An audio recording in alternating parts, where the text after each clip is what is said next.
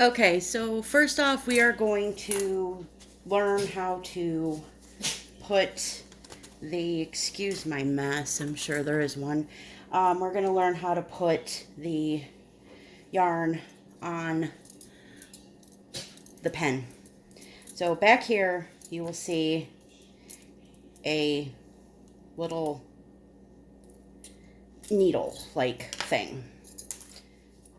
See? Okay, so you just make your slip knot. Then you thread it right onto here. I tighten mine up a little bit. You want it big enough that it's going to slip over the peg easily.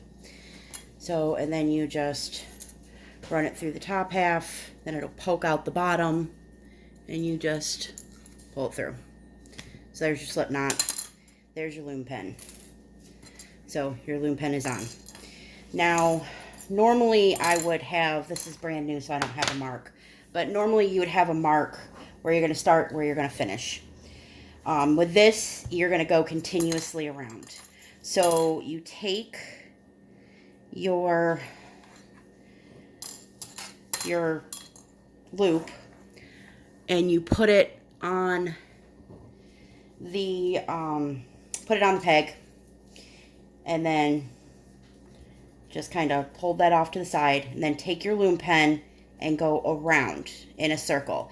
You're always going to finish back off so that you have to go around like this. I hope you can see this. All right, I'm going to try to zoom in so that you can see it a little bit better. Okay, so around, around, around. And you just keep doing this around the whole thing. Now, I find that if I can hold it, I can do it better and quicker. Well, usually. This is a little awkward for me, trying to do it while I'm videoing. So, just around, around, around, around. And this is a whole lot easier than trying to do it with your fingers. And sometimes, like, if you got a stitch that just kind of doesn't stay up or tries to slip back off, and that was what I was telling you about earlier with how that if you don't have a binder clip, they will jump off like that. That's the importance of a binder clip. Okay, so when that happens, just try to catch it wherever you can and then just start over from that point. So around, around, around, around. And yours is much smaller, I believe, than this one. So you're not going to have as much of an issue with it taking so long. Because you have a smaller, less pegs on your hoop. And I'm actually using a larger hoop. Because this is the one that I intend for the project to be made with. Okay, so just keep it. And I like to keep my yarn in that little squiggly thing here so that it doesn't get caught up as easily.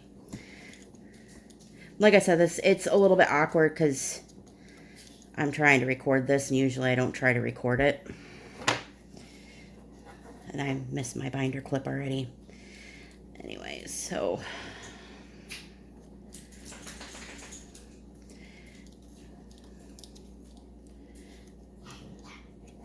your pen will work a lot better with yours because, like I said, your pegs are much farther apart than mine are. So I feel like yours will definitely go through a lot easier than mine have. Yeah. It's always something, right? I probably got this jiggling all kinds of out of frame.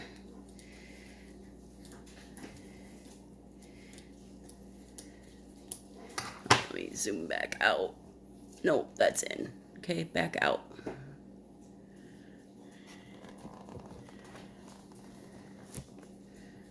I've got this up on a stack of crazy. I had to build a pyramid, basically.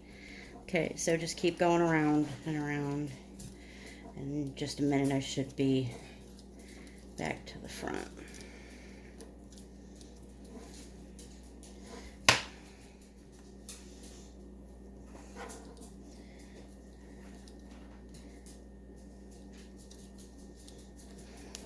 What is going on?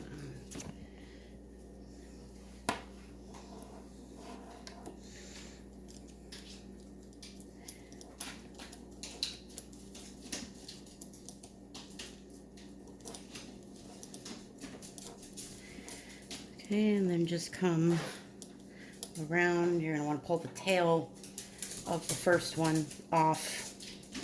Okay, around, around, around, around, around. Okay, now that is how you cast on. And at this point in time, let me, hang on one second. Let me grab a binder.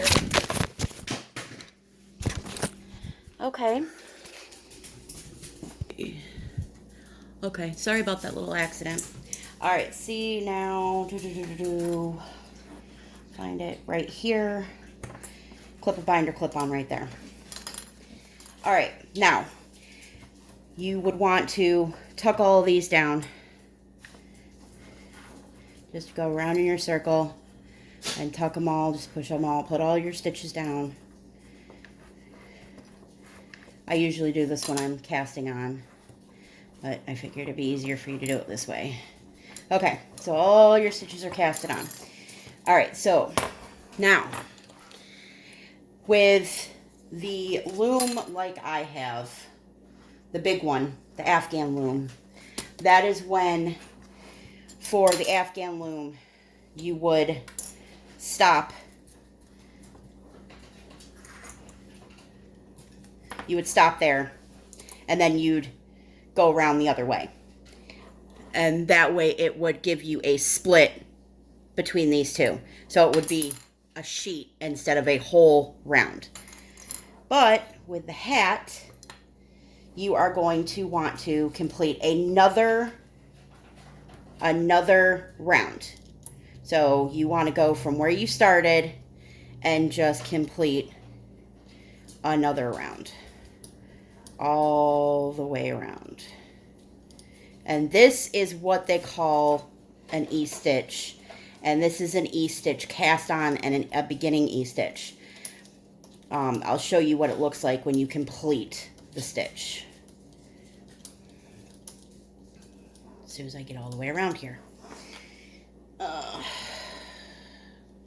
I hope you can actually see this. Alright. And your tightness, you don't want to get it too tight, but your looseness isn't really gonna, I mean, unless you get it soppy, just really bad, your looseness isn't really gonna hurt it. Now, it's always a good idea when you're first starting, to take that binder clip and put it somewhere towards the end. That way, if something happens and you drop that stitch, it doesn't unfurl all the way around. And you can just start back wherever you were. Okay. See, a lot of times I just take my ring finger and hold the yarn, and that way it gets a little bit quicker. And like I said, it's not really going to matter because, I mean, you'll see.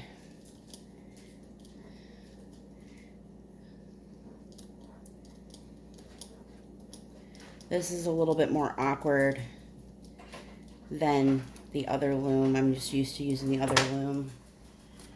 But we're almost done casting on. Okay.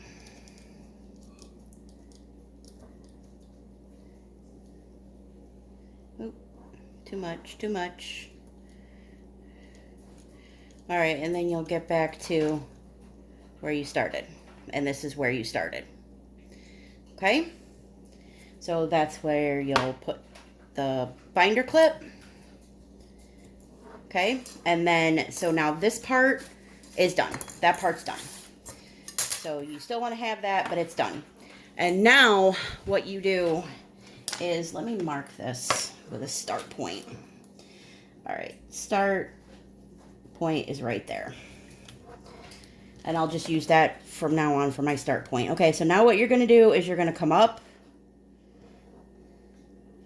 and over. The first one is always the hardest because it doesn't really have any give to it. So up and over, there's your first stitch. And I always kind of tuck them down as I go. Second stitch, up and over, and see, this is the end of, this is what makes it, and this is what completes the E-stitch. So you just go up and over. You just keep going all the way around.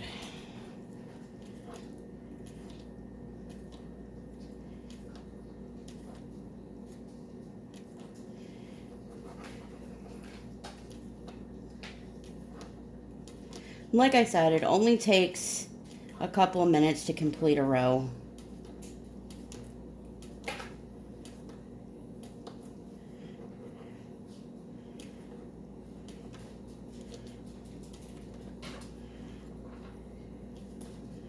And just around and around.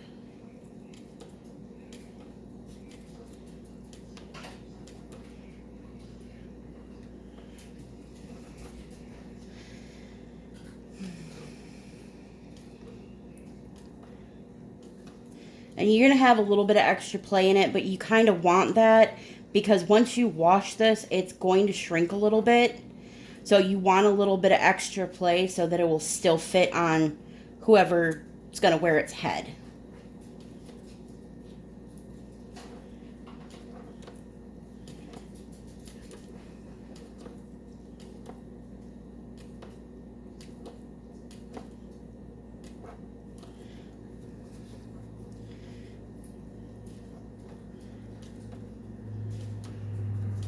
I hope this is still in frame.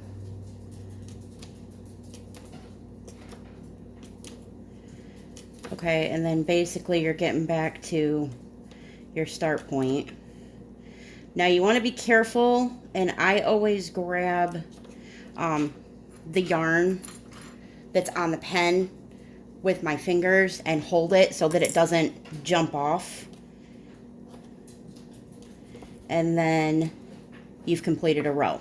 Okay, and then you take your pen, you've completed a row, you take your pen and you go back and you start the E-stitch again.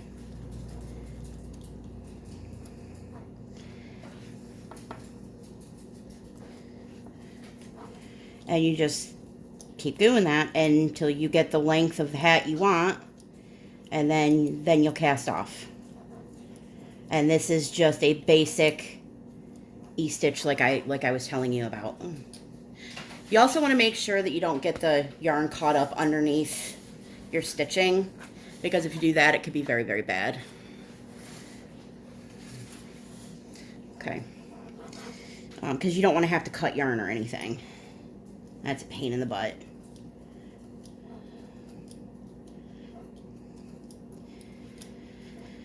Okay, so I think that pretty much covers it. If you have any other questions, feel free to ask me, and I'll see if I can do little small videos to show you what I'm talking about. But yeah, this is just an E-stitch on a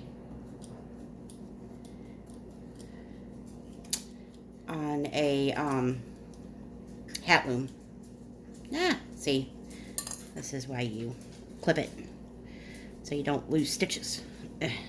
Brand new clip, so it's still pretty tense. But yeah, so E-stitch on a, so much pain in the butt. E-stitch on a hat loom.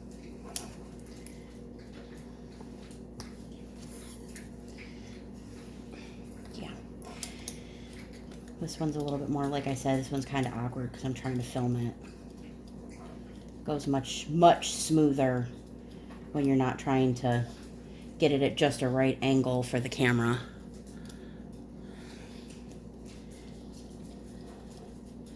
And not sure, like I said, I'm not sure if I even got it in frame or not, so I hope you understand any of this video. I'll get around and then show you that it's pretty much just the same thing with